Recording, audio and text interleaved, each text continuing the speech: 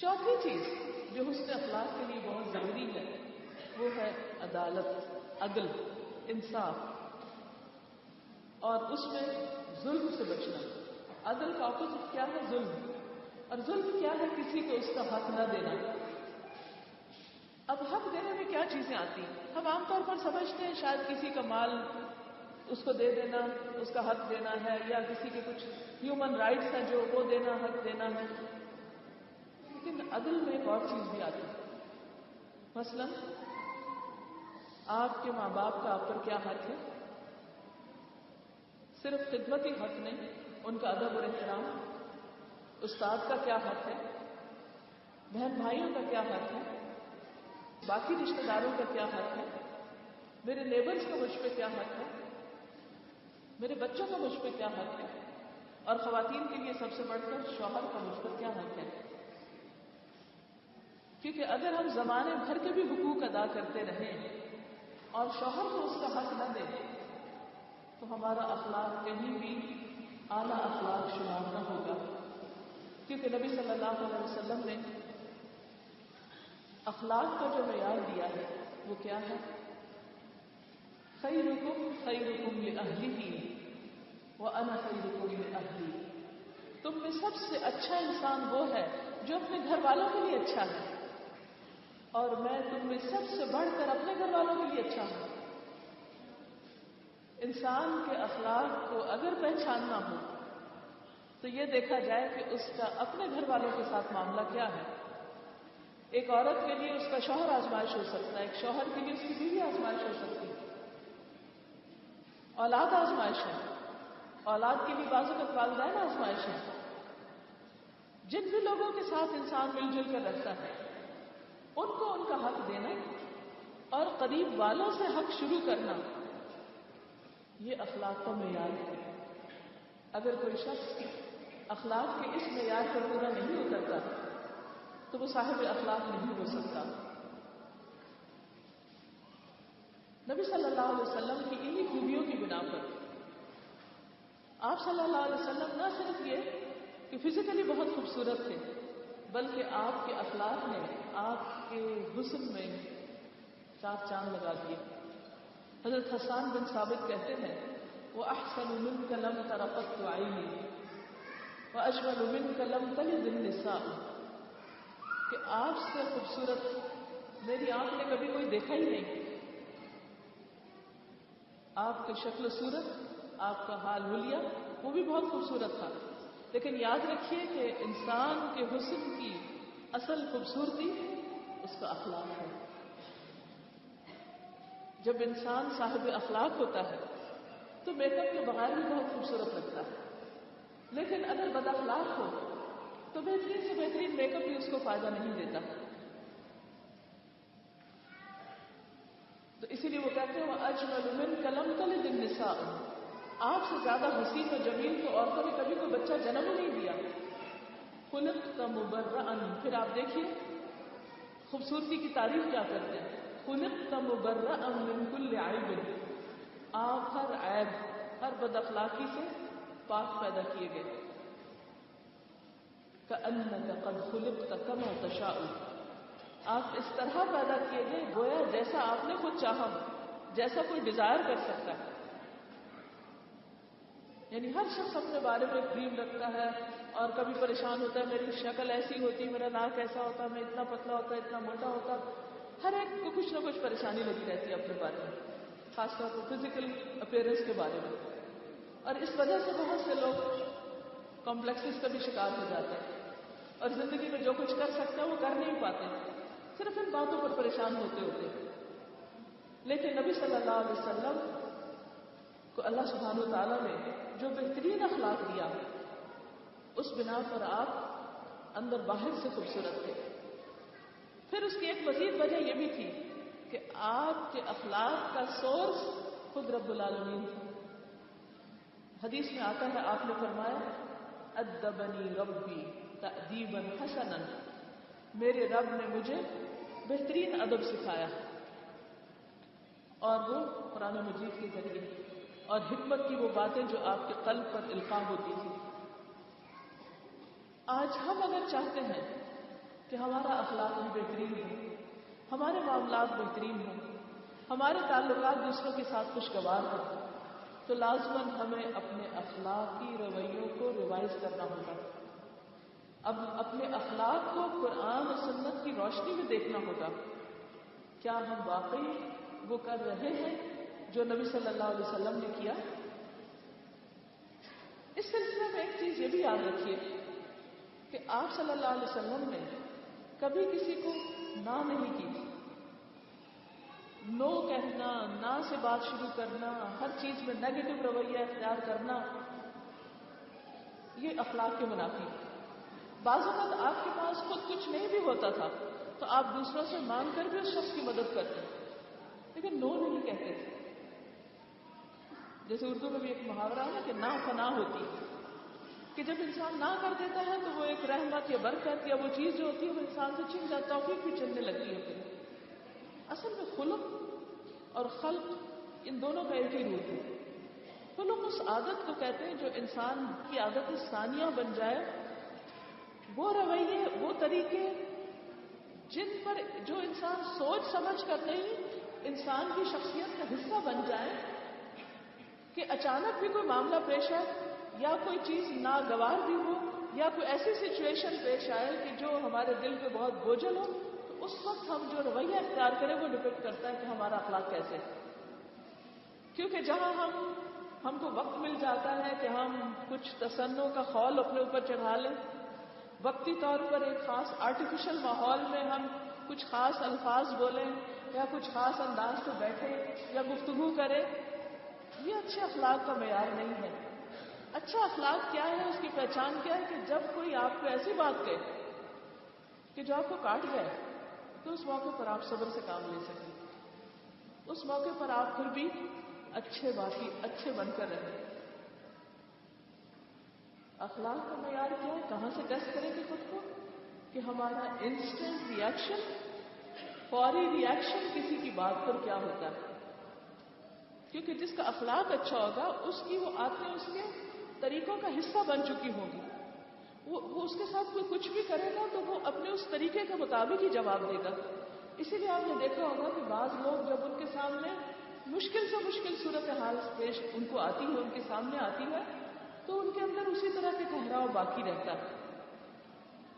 لیکن کچھ لوگ چھوٹی چھوٹی باتوں پر آپے سے باہر ہو جاتے ہیں، زیوم کر لیتے ہیں، بدگمانی کا شکار ہو جاتے ہیں.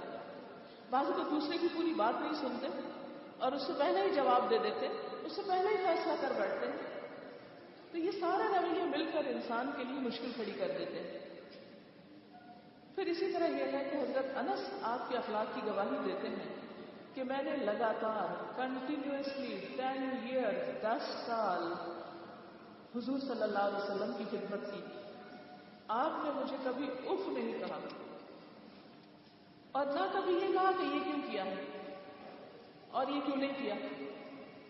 ہم میں سے ایسا کہ پوری امت میں سے کوئی ایک شخص یہ کہنے کے قابل نہیں کہ میں نے اپنے سرونٹس کے ساتھ، اپنے ساتھیوں کے ساتھ اس معیار کا کبھی سلوک کیا. بعض اوقات دوسرے نے صحیح کام بھی کیا ہوتا ہے لیکن ہم صحیح سمجھتے نہیں اور پہلے سے ہی ختم لگا دیتے ہیں، کیونکہ اندر جو سوچ ہے وہ منفی ہے. جب انسان کی سوچ منفی ہوتی ہے تو اس کو ہر چیز میں عیب نظر آتے ہیں، ہر جگہ خامیاں بڑی نظر آتی ہیں. جب وہ ہر چیز میں خامیاں دیکھتا ہے تو بہت زیادہ کرٹیکل ہو جاتا ہے، کرٹیسائز کرنے لگتا ہے. جب آپ کرٹیکل بنتے ہیں، آپ کا رویہ ایک کرٹیکل رویہ ہوتا ہے، تو دوسرے لوگ آپ سے بھاگنے لگتے ہیں، کیونکہ ان کو پتا ہوتا ہے کہ آپ ان کے سامنے جائیں گے اور آپ کو کوئی نہ کوئی تنقید سننی پڑے گی. تعریف تو بہت کم ملے گی، تنقید ضرور آئے گی سامنے. تھوڑی دیر کے لیے سوچئے کسی کے بارے میں بھی کہ کوئی شخص جو آپ کو دیکھتے ہی ججمنٹل ہو جائے، آپ پر تنقید کرنے لگے، تو آپ اس سے کتنی ملاقات کرنا چاہیں گے، کتنی بار ملنا چاہیں گے؟ اس کے بارے میں آپ کے دل میں کیا تاثرات ہوں گے؟ یہی چیز اپنے اوپر لے جائیے کہ اگر ہم ایسا رویہ اختیار کریں گے دوسرے لوگ ہم سے بھاگیں گے. دوسری چیز کہ انسان جب کریٹیکل ہوتا ہے تو پھر اس کے اندر بہت کمپلینٹس آ جاتے ہیں. ہمیشہ کمپلیننگ رویہ اختیار کر لیتا ہے. اس کو ہر ایک سے شکایت ہوتی ہے، اپنے سے چھوٹوں سے بھی ہوتی، برابر والوں سے بھی ہوتی، اوپر والوں سے بھی ہوتی، کیونکہ تھنکنگ نیگیٹو ہے. ہر انسان کے اندر کچھ خوبیاں ہوتی ہیں، کچھ خامیاں. کہیں 50-50 ملے گا، کہیں 40-60 ملے گا، کسی میں خیر زیادہ ہے، کسی میں شر زیادہ ہے. لیکن یہ نہیں ہو سکتا کہ کسی بھی انسان میں صرف شر ہی شر ہو. اگر آپ چاہتے ہیں کہ لوگوں کے ساتھ تعلقات اچھے ہوں تو ہمیں ان کے خیر کو ابھارنا ہوگا. ان کی خرابیوں پر تنقید کا ذرا لیول کم کر کے ان کی اچھائیوں پر تعریف کا لیول اوپر کرنا ہوگا. جب ہمارے رویے میں پازیٹیوٹی آئے گی اور نیگیٹیوٹی کم ہوگی تو انشاءاللہ آپ دیکھیں گے کہ اس کا نتیجہ بھی پازیٹیو آئے گا. لیکن جب ہماری نیگیٹیوٹی بڑھ جائے گی تو نتیجہ کیا ہوگا؟ رزلٹ بھی ویسا ہی آئے گا. پھر اسی طرح جب انسان بہت کمپلینٹس کرنے لگتا ہے، بہت شکایتیں کرنے لگتا ہے، تو ساتھ ہی پھر وہ سیلف پٹی کا شکار ہو جاتا ہے اور پھر اس کو لوگوں سے مزید شکایات پیدا ہوتی ہیں. وہ غمگین اور دکھی رہنے لگتا ہے. کوئی میری قدر نہیں کرتا، کوئی میری عزت نہیں کرتا. پھر وہ کمپیئر کرنا شروع کر دیتا ہے ان لوگوں کو جو اس کے ساتھ رہتے ہیں ان سے جو دور رہتے ہیں. بعض اوقات ہم بچوں میں کمپیریزن کرنے لگتے ہیں، بعض اوقات ہم اپنے ہسبینڈ کا کسی اور کے ہسبینڈ کے ساتھ کمپیریزن کرنے لگتے ہیں، بعض اوقات رشتہ داروں اور خاندان کا کمپیریزن کرنے لگتے ہیں. نتیجہ کیا ہوتا ہے؟ دکھ ہی دکھ ہمارے حصے میں آ جاتے ہیں. کیونکہ دوسروں میں بھی خرابیاں ہوتی ہیں لیکن وہ ہمارے سامنے جو کہ ایک اچھا رخ ظاہر کرتے ہیں تو ہم سمجھتے ہیں کہ ان کے اندر کوئی خامی ہے کوئی نہیں، اور پھر اپنی سمجھتے کہ اپنی قسمت گھٹی ہوئی ہے. اور اس کے نتیجے میں ہمارے اندر ایک ایسا ریئیکشن، ایک ایسا لاوا اندر ابلنے لگتا ہے کہ چھوٹی چھوٹی بات پر وہ لاوا پھٹنے لگتا ہے. نتیجتاً اچھے اخلاق سے ہم ہاتھ دھو بیٹھتے ہیں. تو کمپیئر نہیں کریں. اللہ نے جو آپ کو دیا ہے اس پر شکر گزار ہوں. جو آپ کو ملنا تھا وہ مل گیا، اب اس کو سنبھالیں، اب اس کی قدر کریں، اس کو بہترین طریقے سے استعمال کریں. اللہ نے رزق بانٹے ہیں، خود تقسیم کیے ہیں، کسی کو زیادہ دیا، کسی کو کم دیا. اسی طرح انسانوں میں سے بھی اللہ نے ہمیں جن سے ملایا اور جن کے ساتھ ہمارا تعلق واسطہ ہے یا جن کے درمیان ہم رہتے ہیں، ہمارا خاندان یا نسل یا قوم جس میں ہم پیدا ہوئے، اللہ نے ہمارے لیے ڈیسائیڈ کیا تھا یہی آنا ہے ہم کو. ہم ان کو کاٹ نہیں سکتے، خون کے رشتے خصوصاً نہیں کٹ سکتے. خون کے ساتھ ساتھ اللہ نے سسرال کے رشتوں کا بھی ذکر کیا ہے. نسب و صہرا کی بات کی ہے. صہر یعنی سسرالی رشتے، وہ بھی اللہ نے بنائے ہیں. نسب بھی چونکہ کاٹے نہیں جا سکتے، سسرالی عام طور پر کاٹے جاتے ہیں. تو بہت سے لوگ مسائل کا حل کیا ڈھونڈتے ہیں؟ طلاق یا خلا یا ناراضگی، سپریشن، الگ ہونا، دور ہونا. لیکن یہ مسائل کا حل نہیں ہوا کرتا. حل کیا ہے؟ کچھ اپنے اندر تبدیلی لائی جائے، کچھ دوسروں کے اندر کے خیر کو ابھارا جائے اور انسانوں کے ساتھ مل جل کر رہنا سیکھا جائے. قرآن پاک میں اللہ تعالیٰ فرماتے ہیں وَجَعَلْنَا بَعْضَكُمْ لِبَعْضٍ فِتْنَةً أَتَصْبِرُونَ، ہم نے تم میں سے بعض کو بعض کے لیے فتنہ بنا دیا. انسان انسان کے لیے امتحان ہے، اور یہ صرف چند مخصوص انسان نہیں، ہر انسان کسی نہ کسی درجے میں ہمارے لیے امتحان ہے. اللہ تعالیٰ نے قرآن مجید میں ہمارے پیارے ترین رشتوں کو ہمارے لیے فتنہ کہا ہے. ان من ازواجکم و اولادکم فتنہ. ایک اور جگہ ان کو عدو کہا ہے. فاحذروہم، محتاط رہو یعنی تعلق سے. وان تعفوا وتصفحوا وتغفروا فان اللہ غفور رحیم، اگر تم معاف کر دو، درگزر کرو تو اللہ بھی غفور رحیم ہے. لہذا بہت ضروری ہے کہ ہم جہاں بھی ہوں اپنی طرف سے بھلائی کرتے رہیں. اور دوسرے ہمارے رویے کے تابع ہو جائیں، نہ کہ ہم ان کے رویے کے تابع. ہمارے رویے کے تابع ہونے کا مطلب کیا ہے کہ ہمارا اخلاق اتنا بلند ہو جائے کہ دوسرے مجبور ہو جائیں اچھے اخلاق پر، نہ کہ ان کے برے اخلاق سے ہم اتنے مغلوب ہو جائیں کہ ہمارا اخلاق برا ہو جائے ان کے نتیجے میں. یعنی دونوں میں سے ایک دوسرے پر حاوی ہوگا، یا اچھے اخلاق والا برے پہ حاوی ہوگا یا برے والا اچھے پہ ہو جائے گا، یا آپ اپنا اچھا کھو دیں گے یا دوسرے آپ کو دیکھ کر اچھے ہو جائیں گے. تو اس میں پسندیدہ ترین کیا ہے، اس میں بہترین کیا ہے کہ آپ دوسروں کو اپنے رویے کے اور اچھے رویے کے تابع کریں، کیونکہ قیامت کے دن حسن اخلاق سے بڑھ کر کوئی نیکی بزمی نہ ہوگی. اور فحش کلام اور بد زبان والے شخص سے، بد زبانی کرنے والے سے اللہ تعالیٰ بغض رکھتا ہے. یعنی جو شخص دوسروں کے ساتھ بدتمیزی سے بات کرتا ہے، بد اخلاقی سے پیش آتا ہے، اس کی اللہ تعالیٰ کے ہاں کوئی قدر و قیمت نہیں ہے. تو بہرحال اللہ تعالیٰ نے نبی صلی اللہ علیہ وسلم کو اخلاق کے بہترین مرتبے پر فائز کیا اور فرمایا کہ انک لعلی خلق عظیم. اور یہ دراصل قرآن ہی کی برکت ہے، قرآن ہی کی وجہ سے آپ کو یہ نصیب ہوا. اور پھر آپ کو کہا گیا کہ آپ انتظار کیجیے، فَسَتُبْصِرُ وَيُبْصِرُونَ، آپ بھی دیکھیے وہ بھی دیکھتے ہیں. پھر اینڈ آف دا ڈے دیکھا جائے گا بِأَيُّكُمُ الْمَفْتُونُ، کہ مجنون کون ہے، مفتون کون ہے، کون دراصل فتنے میں پڑا ہوا ہے، کون حق پر تھا اور کون باطل پر ہے.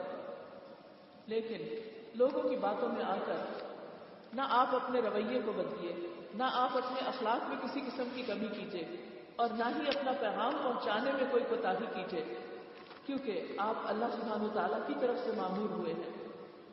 تو بہرحال بات یہ ہے کہ اللہ تعالیٰ نے یہ قرآن پاک کس لیے بھیجا ہے، یہ کتاب کس لیے بھیجی ہے کہ ہم اس کو پڑھ کر کیا کریں؟ صرف اس کو حفظ کر لیں، صرف اس کی تفسیر کرتے رہیں، صرف اس کی تفسیر پڑھ کر ٹیسٹ دے کر کوئی سرٹیفکیٹ لے لیں؟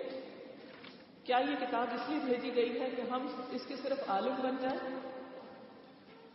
یہ اس لیے بھیجا گیا ہے کہ ہمارے رویے بہترین ہو جائیں، ہمارا اخلاق بلند ہو جائے، ہمارے معاملات اچھے ہو جائیں. کیونکہ اللہ سبحانہ وتعالیٰ نے جنت کے لیے انسانوں کے ہجوم میں سے بہترین انسانوں کا انتخاب کرنا ہے کہ جو اس بہترین خوبصورت ترین جگہ پر بہترین طریقے سے باہم رہ سکے، جن کے اندر نیکی اور خیر اور بھلائی اتنی پختہ ہو جائے کہ ان کی عادت ثانیہ بن جائے، جو ہر حال میں اچھے رہ سکے، تاکہ جب ایسے لوگوں پر مشتمل جنت بسائی جائے تو پھر وہاں ہر طرف خوشیاں ہی خوشیاں ہوں. اور جنت کی صفت کیا ہے؟ لا تسمع فیہا لاغیہ، وہاں تم کسی قسم کی لغو بات نہ سنو گے. جو چاہتا ہے کہ جنت میں جائے اسے دنیا میں لغو، فضول، بیکار اور بد کلامی کی باتوں سے بچنا ہوگا. پھر اس کے بعد فرمایا کہ لوگ اگر آپ کو گمراہ کہتے بھی ہیں تو تمہارا رب جانتا ہے، ان ربک هو اعلم بمن ضل عن سبیلہ، کہ کون راستہ گم کر چکا ہے، وہو اعلم بالمہتدین، اور ہدایت پانے والوں کو بھی وہ جانتا ہے. یاد رکھیے کہ جب آپ اللہ کے راستے پہ چلنا چاہتے ہیں تو بعض اوقات لوگ آپ پر ہی گمراہی کے فتوے لگانے لگتے ہیں. اس وقت معیار لوگوں کو نہ بنائیے، معیار لوگوں کو نہ بنائیے کہ لوگ کیا چاہتے ہیں، لوگ کیا کہتے ہیں. معیار یہ رکھیے کہ اس موقع پر اللہ سبحانہ و تعالیٰ آپ کو واقعی ہدایت یافتہ کہتے ہیں یا نہیں. فلا تطع المکذبین، حق کو جھٹلانے والے، قرآن کو جھٹلانے والے، دین کو جھٹلانے والے ایسے لوگوں کی بات نہ مانیے. کیونکہ جو شخص خود دین پر نہیں ہوتا وہ کیا چاہتا ہے کہ کوئی دوسرا بھی اس راستے پر نہ ہو. اور بعض اوقات ایسے لوگ جو کہ عام طور پر کثرت میں ہوتے ہیں وہ مل کے پریشرائز کرتے ہیں کہ آپ مجنون ہو گئے، آپ غلط ہیں، تاکہ ان کی باتوں میں نہ آئیے. وَدُّوا لَوْ تُدْهِنُ فَيُدْهِنُونَ، وہ کیا چاہتے ہیں پریشرائز کر کے تمہیں کہ تم کچھ مداحنت کرو، تم ذرا ڈھیلے پڑ جاؤ تو وہ بھی ڈھیلے پڑ جائیں. وَلَا تُطِعْ كُلَّ حَلَّافٍ مَّهِينٍ. اب ایک دوسرا کیریکٹر پیش کیا گیا. ایک طرف نبی صلی اللہ علیہ وسلم کے بلند اخلاق کا تذکرہ ہے، دوسری طرف مکہ کے ایک سردار کی صفات بیان کی گئی ہیں جو آپ کا دشمن تھا، اس کے اندر بد اخلاقی کی صفات بتائی گئی ہیں کہ وہ کون سی ہیں؟ جو بہت قسمیں کھانے والا ہے، گفتگو میں بار بار قسم کھانا بد اخلاقی کی علامت ہوتی ہے، بد اعتمادی کی علامت ہوتی ہے، بے وقت آدمی، ہلکا پن، جس کی اپنی باتوں میں کوئی وزن نہیں، جس کے پاس حق کو جھٹلانے کے لیے کوئی دلیل نہیں، جس کے پاس کوئی علم نہیں، کوئی ہدایت نہیں، تانے دیتا ہے۔ تانا دینا کیا ہے؟ بد اخلاقی۔ چغلیاں کھاتا پھرتا ہے، بیک بائٹنگ اور چغلیاں بدترین اخلاق ہیں، ادھر کی برائی ادھر، ادھر کی بات ادھر، اور لوگوں کو باہم لڑانا۔ چغلی ہوتی ہے کسی کی بات کو دوسرے تک اس انداز میں پہنچانا جو بھڑک اٹھے۔ حدیث میں آتا ہے کہ لا يدخل الجنۃ قطار، چغلیاں کھانے والا چغل جنت میں داخل نہیں ہوگا، کیونکہ اس کا کام کیا ہے؟ لوگوں کے تعلقات کو خراب کرنا، اور یہ بد اخلاقی کی انتہا ہے۔ اور کیا؟ مناع للخیر، بھلائی سے روکنے والا، اور بہت زیادہ روکنے والا۔ یہ بھی بد اخلاقی کی بات ہے کہ کوئی اچھا کام کر رہا ہو تو انسان اس کے راستے میں روڑے اٹکائے یا اس کو اس سے روکے۔ معتدن، حد سے گزرنے والا۔ اثیم، گنہگار۔ کوئی شخص جب اللہ کی نافرمانی کرتا ہے، کھلے یا چھپے، وہ با اخلاق نہیں ہو سکتا۔ یعنی اگر ایسے سب قرآن دیکھیں، پورے قرآن کا خلاصہ دیکھیں تو کیا ہے دراصل کہ انسان جو کچھ قرآن کہتا ہے اس سے نصیحت پکڑ کر اس کے مطابق زندگی بسر کرے۔ اگر اس کا طریقہ اور طرز عمل وہ نہیں تو پھر وہ با اخلاق نہیں۔ اسلام میں اخلاق صرف ظاہری حال ہلیے کا نام ہے۔ اگر اسلام کو ایک درخت سے تشبیہ دے اور اخلاق کو پھول پتوں سے، تو جس درخت کی جڑ جمی ہوئی نہیں ہوگی وہاں پر پھول پتے نہیں ہوں گے، وہ درخت سوکھ جائے گا۔ تو اسلام میں اخلاق کا براہ راست تعلق ایمان کے ساتھ ہے کہ انسان جو اچھا کرے اللہ کی خاطر کرے، برائیوں کو چھوڑے تو اللہ کی خاطر چھوڑے، کھلے اور چھپے میں اللہ سے ڈرے۔ اگر غلطی ہو جائے تو اس کا کفارہ کر دے، برائی کے بعد بھلائی کر لے، کسی سے تعلقات خراب ہو گئے ہیں تو ان کو اچھا کر لے۔ اتق اللہ حیث ما کنت، اللہ سے ڈرو جہاں بھی ہو، یہ ہے اچھا اخلاق۔ چاہے لوگوں کے بیچ میں ہو، چاہے لوگوں سے چھپ کے کوئی کام کر رہے ہیں، لوگوں کے سامنے بھی اچھا رویہ رکھو، پیٹھ پیچھے بھی اچھا رکھو۔ پھر کہا عتل بعد ذلک زنیم، اور ان سب عیوب کے ساتھ بداصل بھی ہے، بدنام بھی ہے، کیونکہ جب انسان برا اخلاق رکھتا ہے تو اس کی بھی شہرت ہو جاتی ہے، جب کسی کا اخلاق اچھا ہوتا ہے تو اس کی بھی شہرت ہو جاتی ہے۔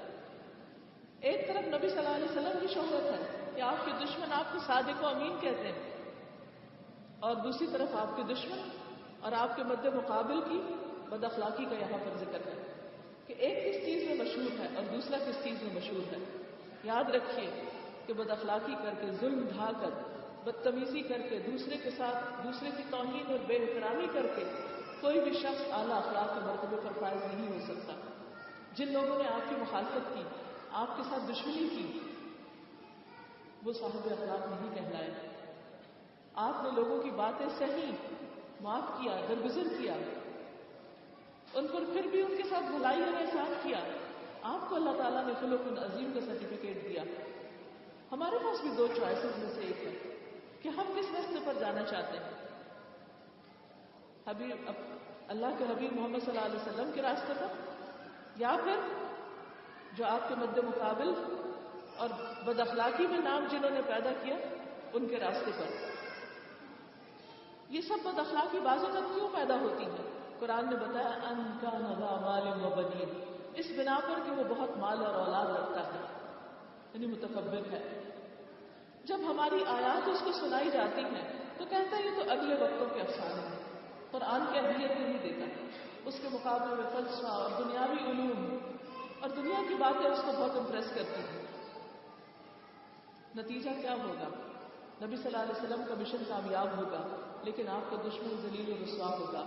سنسمہ علی الخرطوم، ہم اس کی سونڈ پر داغ لگائیں گے. یعنی ناک اس کی ناک کیا کریں گے؟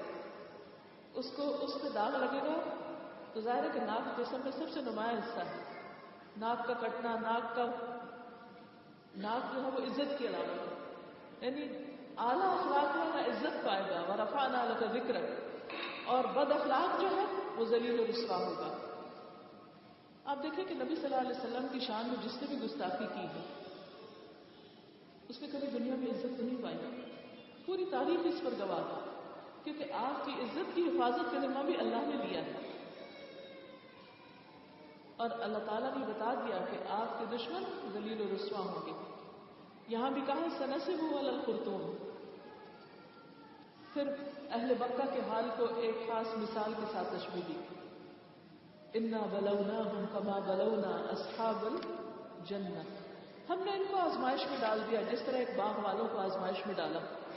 کہا جاتا ہے کہ یمن کے علاقے میں ایک باغ تھا، بہت بہترین باغ، بہت پھل آتا تھا. اس کا مالک بہت خدا ترس آدمی تھا. وہ اس باغ کے پھل آنے پر صدقہ خیرات کرتا، غریبوں مسکینوں کا بہت خیال رکھتا، یعنی اعلیٰ درجے کے اخلاق کا تھا. لیکن جب وفات ہو گیا اور وہ باغ اس کے بچوں کے ہاتھ آیا تو انہوں نے کیا کہا کہ ہمارا باپ تو بے وقوف آدمی تھا، غریبوں پر اتنا خرچ کرتا تھا، مال لٹاتا تھا، ہم کسی غریب کو کچھ نہیں دیں گے اور یہ سارے کا سارا اپنے عیش و عشرت پر خرچ کریں گے. نتیجہ کیا ہوا؟ ان بچوں نے قسم کھائی کہ صبح سویرے ضرور اپنے باغ سے پھل توڑیں گے، اور اس میں وہ کسی قسم کی کوئی ایگزمپشن نہیں کر رہے تھے. رات کو وہ سوئے پڑے تھے کہ تمہارے رب کی طرف سے ایک بلا اس باغ کو پھر گئی. پورا باغ ملیا بیٹ ہو گیا. اس کا حال ایسا ہو گیا جیسے کٹی ہوئی فصل. بعض وقت ہم سمجھتے ہیں کہ غریبوں کو ہم دے رہے ہیں یا دوسروں کی ضرورت ہم پوری کر رہے ہیں، جبکہ یہ اللہ نے ہم پر احسان کیا ہوتا کہ ہمارے ہاتھ سے دل باتا ہے. نبی صلی اللہ علیہ وسلم کے پاس ایک شخص آیا اور کہنے لگا، اللہ کے رسول صلی اللہ علیہ وسلم، یہ میرا بھائی ہے، یہ ہر وقت دین کے کام کرتا رہتا ہے اور قرآن پڑھتا رہتا ہے اور پڑھنے لکھنے میں لگا رہتا ہے، یہ کوئی کام کاج نہیں کرتا، میں ہی کماتا ہوں اور خرچ کرتا ہوں اس پر. شکایت لانے کا مقصد کیا تھا؟ یہ بتانا کہ میں اپنا مال اس پر خرچ کرتا ہوں جبکہ یہ نکما ہے. اس کے نزدیک پڑھنا لکھنا یا دین کی خدمت کرنا یا دین کے کام کرنا یہ کوئی اہمیت نہیں رکھتا تھا. تو آپ نے فرمایا کہ تمہیں کیا معلوم کہ تمہیں اس کی وجہ سے رزق دیا جاتا ہے. تو بعض اوقات انسان جب اپنے مال کا ایک حصہ کسی خیر کے کام میں لگاتا ہے تو اس کی برکت کی وجہ سے اللہ تعالیٰ مال میں بھی اضافہ کرتا ہے. سورۃ البقرہ کی بے شمار آیات اس پر ہے کہ ایک دانہ 700 دانے بن جاتا ہے جو مال فی سبیل اللہ خرچ کیا جاتا ہے. لیکن عام طور پر ایک باپ اگر کر رہا ہے تو وہ چیز اولاد میں ٹرانسفر کرنا مشکل ہوتی ہے، اور اولاد سمجھتی ہے کہ شاید یہ باپ کو سب کچھ صرف محنت سے یا کوشش سے ملا ہے اور خدا کے فضل کا حصہ وہ بھول جاتا ہے. ان بچوں نے بھی یہی کیا. لہذا صبح سویرے وہ نکلے اور اب آپس میں چپ کے کہتے جاتے تھے، آج کوئی مسکین تمہارے پاس باغ میں نہ آنے پائے. وہ کچھ نہ دینے کا فیصلہ کیے ہوئے صبح سویرے جلدی اس طرح وہاں گئے جیسے وہ پھل توڑنے پہ قادر ہو، مگر جب باغ کو دیکھا تو کہا ہم راستہ بھول گئے، ہمارا باغ ایسا تو نہیں تھا. نہیں، بل نحن محرومون، ہم تو محروم رہ گئے ہیں. ان میں سے جو بہتر تھا بچوں میں سے اس نے کہا، میں نے تم سے کہا نہ تھا کہ تم تسبیح کیوں نہیں کرتے کہ جو کچھ اللہ نے دیا اس پر شکر گزار بنو. وہ پکار اٹھے، انا کنا ظالمین، اپنی غلطی کا اعتراف کر لیا. فاقبل بعضهم على بعض يتلاومون، پھر ہر ایک دوسرے کو ملامت کرنے لگا. عموماً ہوتا ہے کہ جب نقصان ہوتا ہے لوگ دوسرے کو بلیم کرتے ہیں. آخر کو انہوں نے کہا، افسوس ہمارے حال پر، بے شک ہم سرکش ہو گئے تھے. بعید نہیں کہ ہمارا رب ہمیں بدلے میں اس سے بہتر باغ عطا فرمائے. ہم اپنے رب کی طرف رجوع کرتے ہیں. یہاں اہل مکہ کو اور پھر اس کے بعد ہم سب کو بھی ایک زبردست سبق دیا جا رہا ہے.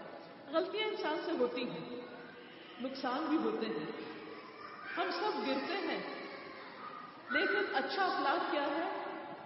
گرنے کے بعد لیٹ نہیں جانا، اٹھ کے پھر کھڑے ہو جانا. اتبع السیئۃ الحسنہ، برائی ہو جائے تو اس کے پیچھے اچھائی کر لو، تب ہوگا وہ اس کو مٹا دے گی، برائی ختم ہو جائے گی، نیکی آ جائے گی۔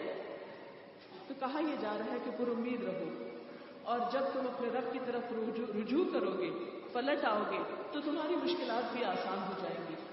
اور اہل مکہ کو وارن کیا جا رہا ہے کذالک العذاب، ایسا ہوتا ہے عذاب، اور آخرت کا عذاب اس سے بھی بڑا ہے، کاش یہ لوگ اس کو جانتے۔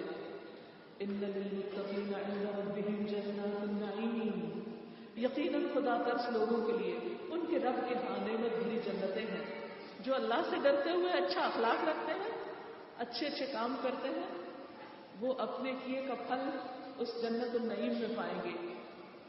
پھر کچھ کوشچنز کیے گئے ہیں، یہ کوشچنز ہم سب کے لیے بھی ہیں۔ کیا افنجعل المسلمین کالمجرمین، لوگوں کیا سمجھ رکھا ہے، کیا ہم فرما برداروں کا حال مجرموں کا سا کرتے ہیں؟ سب ایک ہی جگہ جائیں گے، اچھا کرنے والے اور نہ کرنے والے، با اخلاق اور بد اخلاق ایک ہی جگہ پر ہوں گے، اللہ کی راہ میں خرچ کرنے والے اور ہاتھ روکنے لینے والے، غریبوں اور مسکینوں کا خیال کرنے والے اور ان کو محروم کرنے والے، کیا ایک جگہ پر ہوں گے؟ ہرگز نہیں۔ ما لکم، تمہیں کیا ہو گیا، تمہاری عقل کو کیا ہو گیا؟ کیف تحکمون، کیسے فیصلے کرتے ہو؟ ام لکم کتاب فیہ تدرسون، کیا یہ بات کسی کتاب میں لکھی ہے جہاں سے تم پڑھتے ہو؟ قرآن نے تو ایسی تعلیم نہیں دی، قرآن نے تو واضح بتا دیا کہ دونوں میں بہت فرق ہے۔ لا تستوی الحسنۃ ولا السیئۃ، اچھائی اور برائی ایک جیسی نہیں ہوتی۔ تو پھر کہاں سے آیا؟ کوئی ریفرنس لاؤ، کس بک سے پڑھا ہے؟ دیکھیے قرآن کا انداز 1400 سال پہلے کی کتاب ہے، موسٹ ماڈرن انداز ہے۔ جب ہم سے کوئی بات کرتے تو ہم کہتے کہاں لکھی ہے، کہاں سے پڑھا ہے، مجھے ریفرنس چاہیے، حوالہ چاہیے۔ تو اللہ تعالیٰ پوچھتے ہیں کہ میں نے تو ایسا کچھ نہیں اتارا، تم نے کہاں سے پڑھ لیا؟ ان لکم فیہ لما تخیرون، کہ تمہیں وہ ملے گا جو تم انتخاب کرو گے، جس کا تم فیصلہ کرو گے، جو تم اپنے لیے پسند کرو گے۔ ام لکم ایمان علینا بالغۃ الی یوم القیامہ، یا یہ کہ تم نے ہم پر قیامت کے دن تک کوئی عہد و پیمان لے رکھا ہے، کہ اللہ سے خاص وعدہ ہے، کوئی خاص کانٹریکٹ سائن کر لیا تم نے کہ ہم جو کچھ بھی کریں گے ہمارے لیے اچھا ہی اچھا ہے۔ ان لکم لما تحکمون، کہ تمہیں وہ ملے گا جس کا تم فیصلہ کرو گے، نہیں، فیصلہ تو اللہ کے ہاتھ میں ہے۔ سلہم ایہم بذالک زعیم، ان سے پوچھو ان میں سے کون اس بات کا ضامن ہے۔ تو یاد رکھیے ان سارے کوسچنز میں ہم سب کے لیے غور اور فکر کی بات ہے، اور وہ کیا کہ اللہ سبحانہ و تعالیٰ کی بات سچی ہے۔ جس چیز کو اللہ نے اچھے اخلاق میں شمار کیا وہی اچھا اخلاق ہے، اور اسی کا نتیجہ اچھا ہے، اور جو چیزیں برا اخلاق ہے وہی برا اخلاق ہے جس کا نتیجہ برا ہے۔ یہ نہیں ہو سکتا کہ ایک شخص اچھے اخلاق کی لسٹ کو چیک کرتا رہے اور نتیجہ اس کا خراب ہو جائے، اور یہ نہیں ہو سکتا کہ ایک شخص بد اخلاق ہو اور اچانک کچھ ہو جائے اور اس کا نتیجہ اچھا ہو جائے۔ لہذا بہت ضروری ہے کہ انسان قرآن کے بتائے ہوئے معیار کے مطابق اپنے طرز عمل کو بدلے۔ ام لہم شرکاء، یا ان کے کچھ اور شریک ہیں اللہ کے علاوہ مددگار، فلیأتوا بشرکائہم ان کانوا صادقین، چاہیے کہ پھر ان کو لے آئے اگر یہ اپنی بات میں سچے ہیں کہ وہ ان کی کچھ مدد کرے۔ لیکن بات یہ ہے کہ قیامت کا دن بڑا سخت دن ہے، جس دن سخت وقت آ پڑے گا، لوگوں کو سجدہ کرنے کے لیے بلایا جائے گا، تو یہ لوگ سجدہ نہ کر سکیں گے۔ جو آج نہیں جھک رہے حق کے آگے، خیر کے آگے، بھلائی کے آگے، وہ کل بھی نہیں کر سکیں گے۔ بات یہ ہے کہ انسان کے لیے سب سے بڑی رکاوٹ خود اس کی اپنی انا ہوتی ہے۔ ہمیں پتہ ہوتا ہے اچھا کیا ہے برا کیا ہے، لیکن ہم کیوں نہیں جھکتے؟ کیونکہ ہماری انا آڑے ہوئی آ جاتی ہے، ہمارے اندر کا تکبر آڑے آ جاتا ہے۔ لہٰذا ہم کسی کے ساتھ عاجزی سے بات کیوں کریں، ہم کیوں جھکیں کسی کے آگے، ہم کیوں مانیں کسی کی بات؟ اچھی بات ہے، بس یہ دیکھتے ہیں کہ کون کہہ رہا ہے، اگر ہماری مرضی کا شخص کہہ رہا ہے تو لے لیں گے، اور اگر ہماری پسند کا شخص نہیں کہہ رہا تو اس کو چھوڑ دیں گے۔ تو جو لوگ آج نہیں جھکتے اللہ کے آگے وہ کل بھی جھک نہ سکیں گے، جو آج نماز نہیں پڑھتے قیامت کے دن سجدہ نہ کر سکیں گے۔ خاشعۃ ابصارہم، ان کی نگاہیں جھکی ہوئی ہوگی، ترہقہم ذلہ، ذلت ان پہ چھا رہی ہوگی، وقد كانوا يدعون الى السجود وهم سالمون، انہیں سجدے کے لیے بلایا جاتا تھا جب وہ صحیح سالم تھے تو اس وقت انہوں نے سجدہ نہیں کیا. جب ہوش و حواس میں تھے کر سکتے تھے, اللہ کے آگے نہیں جھکے, آج جھک نہ سکیں گے. پس اے نبی صلی اللہ علیہ وسلم تم اس کلام کو جھٹلانے والوں کا معاملہ مجھ پہ چھوڑ دو. ہم ایسے طریقے سے ان کو بتدریج تباہی کی طرف لے جائیں گے کہ ان کو خبر بھی نہ ہوگی. میں ان کی رسی دراز کر رہا ہوں, میری چال بڑی زبردست ہے. یاد رکھیں کہ اگر کوئی شخص دنیا میں غلط کام کر کے بھی پھل پھول رہا ہے تو وہ اس کی آزمائش ہے, وہ چند دن کے لیے ہے. اللہ برائیوں کا, گناہوں کا بدلہ دنیا میں بھی دیتے, دنیا میں بھی پکڑ ہو جاتی ہے. پھر نبی صلی اللہ علیہ وسلم سے خطاب ہے, کیا تم ان سے کوئی اجر طلب کر رہے ہو, یہ اس چٹی کے بوجھ تلے دبے جا رہے ہو؟ کیا ان کے پاس غیب علم ہے جسے یہ لکھ رہے ہو؟ بس اپنے رب کا فیصلہ صادر ہونے تک صبر کرو. یعنی جب تم دین پر چلو, قرآن کی تبلیغ کرو, قرآن کے راستے پہ چلو, تو پھر ساتھ ہی صبر بھی بہت ضروری ہے, کیونکہ صبر ہی بنیاد ہے کامیابی کی. وَعْلَمْ أَنَّ النَّصْرَ مَعَ الصَّبْرِ, یہ بات اچھی طرح جان لو, سمجھ لو کہ کامیابی صبر کے ساتھ ہے. اور مچھلی والے یونس علیہ السلام کی طرح نہ ہو جاؤ کہ جب وقت کا اللہ کا فیصلہ آنے سے پہلے وہ اپنی قوم کو چھوڑ گئے تھے.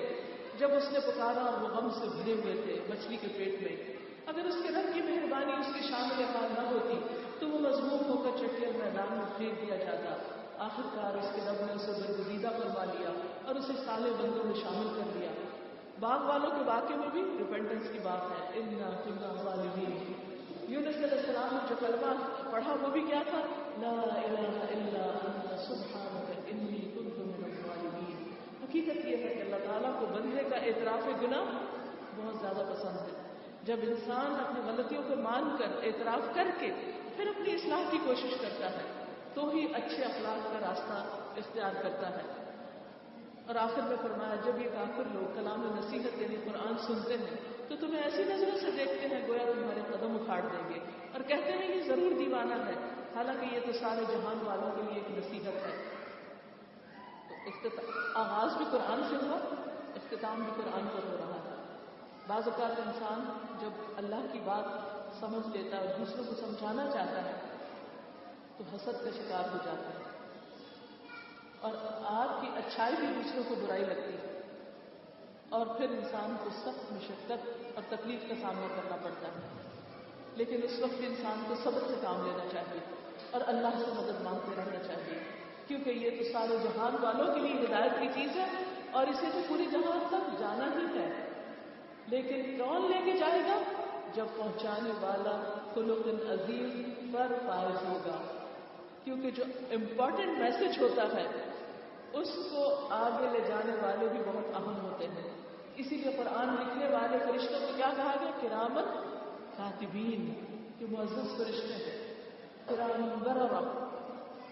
تو جو لوگ قرآن پڑھنے والے ہوں, قرآن کے طالب علم ہوں, قرآن سیکھنے والے ہوں, قرآن سکھانے والے ہوں, قرآن کو ریپرزینٹ کرنے والے ہوں, ان کے لیے قرآن کا میسج, قرآن کا خلاصہ, قرآن کا پیغام کیا ہے کہ وہ اخلاق کے بلند مرتبے پر فائز ہوں, بہترین اخلاق کے حامل ہوں. اللہ تعالیٰ ہم سب کو بہترین اخلاق عطا فرمائے. وآخر دعوانا ان الحمد